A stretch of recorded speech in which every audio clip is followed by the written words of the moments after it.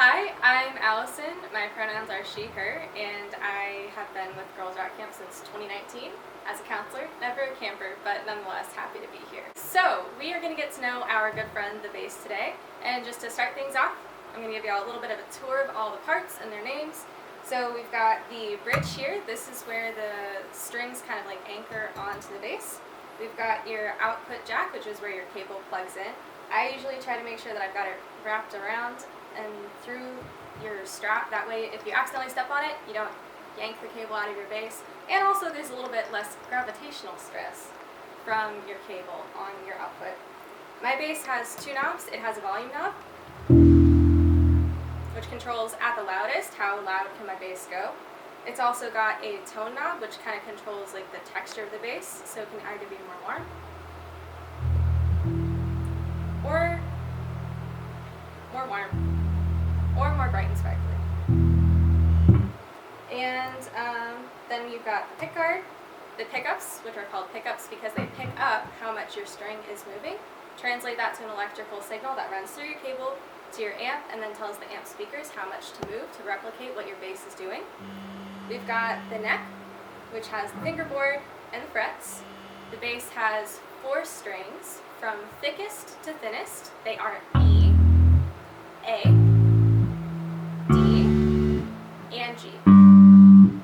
Then you've got your headstock with your tuning keys or tuning pegs, depending on who you ask, and they'll help you keep your strings in tune, which means keeping your strings the pitch that they're supposed to be, so keeping your E string sounding like an E string. If it's a little bit too low, then you can turn counterclockwise, and that'll bring the pitch of your string up. If it's too high, you can turn clockwise, and it'll turn the pitch down. So now the fun part, making some noise. To do that, you're going to need your right hand, you're going to need some bunny ears, little bunny tail. So what you're going to do is you're going to basically find a spot to anchor your thumb. I usually like to kind of be right around like my pickups. You want to make sure that both fingers can comfortably reach whatever string you're going to be playing on. And then they're going to move in what we call a walking pattern, because it kind of looks like your strings, your fingers, are walking on the string. Now, as bass players, we're part of the rhythm section. We're helping drive the train. We're helping both everyone in the band and everyone in the audience, along with the drummer, feel like the heartbeat of the song that we're playing. So it's very important for us to make sure that we're nice and steady. We're not going way, way, way too fast. We're also not going way too slow. So we're going to practice keeping a nice, steady rhythm. We're going to do 4 counts on the E, 4 counts on the A string, 4 counts on the D string, 4 counts on the G string, and then all the way back down. And to help us stay together, I'll help out with some counting and also saying what string we're on. Everybody ready? 1, 2, ready, go. E, 2, 3, 4. A, 2, 3, 4. D, 2, 3, 4. G, 2, 3, 4. G, 2, 3, 4. D, 2, 3, 4. A, 2, 3, 4. E, 2, 3, 4. All right. Now you might be saying, I know the bass can play more than just those 4 notes, and that is true. You're going to need your left hand now. Okay, so as we touched on earlier, this is the fingerboard. This is where you're going to be putting your fingers. Frets are these little guys. They basically mark out half-step intervals all the way along the bass.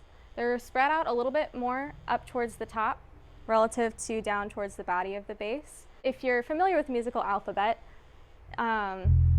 E, first fret on the E string is F, then F sharp, G, G sharp or A flat, A, B flat or A sharp, and B, and continuing up in that pattern all the way along.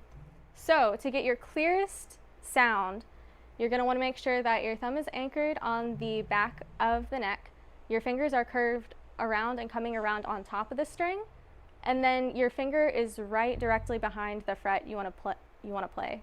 If it's on top of the fret, it might sound a little bit buzzy, and down here it might sound a little bit muddy, so it'll sound the most clear right behind. And you also want to make sure that you're pressing your finger all the way, the string all the way down to the fingerboard, because if you don't, it's kind of a little bit thumpy and it doesn't give a nice big round bass sound that we're going for.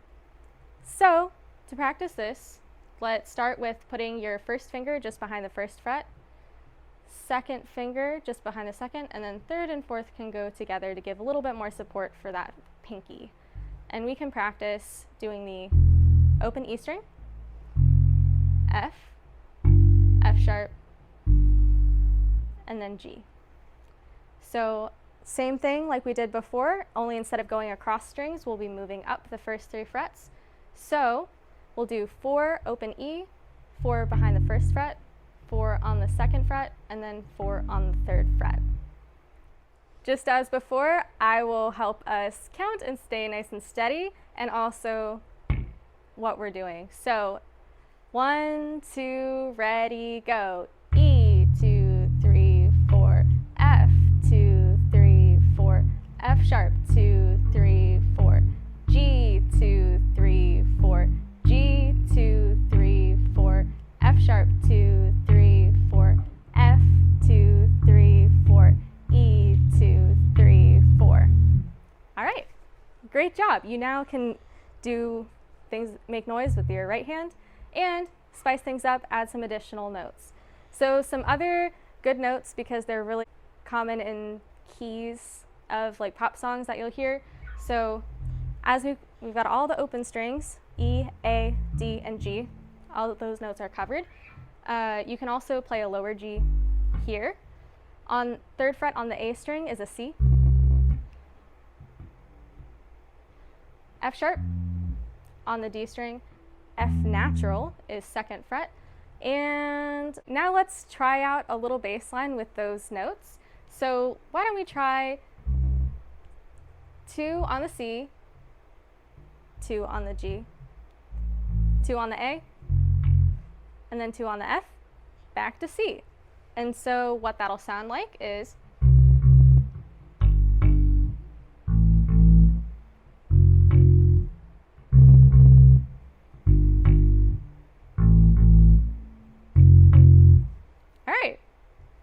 give it a shot.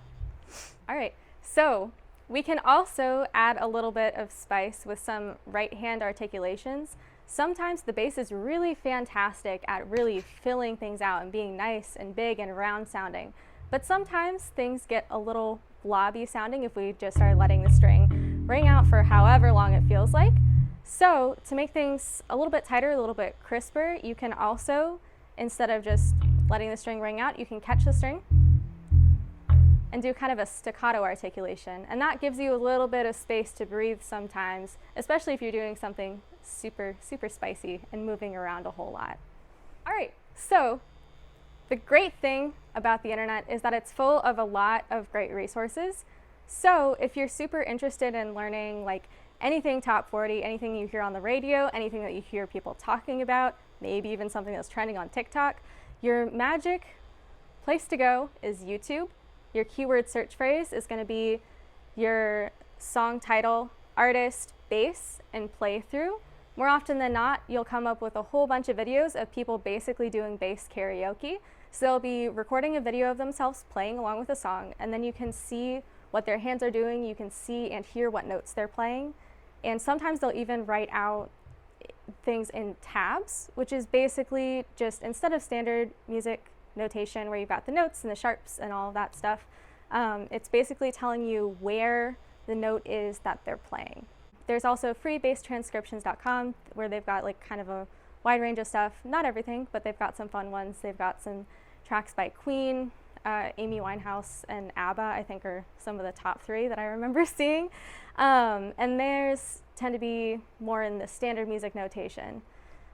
So just depending on what you're more comfortable reading. And of course, you've always got your ears too. You can pick up your bass, try playing along, listen and see, hey, is what I'm playing matching what's going on? Does the pitch I'm playing match what's happening here? What's the rhythm like? Can I tap it out? And just play around with it and have fun.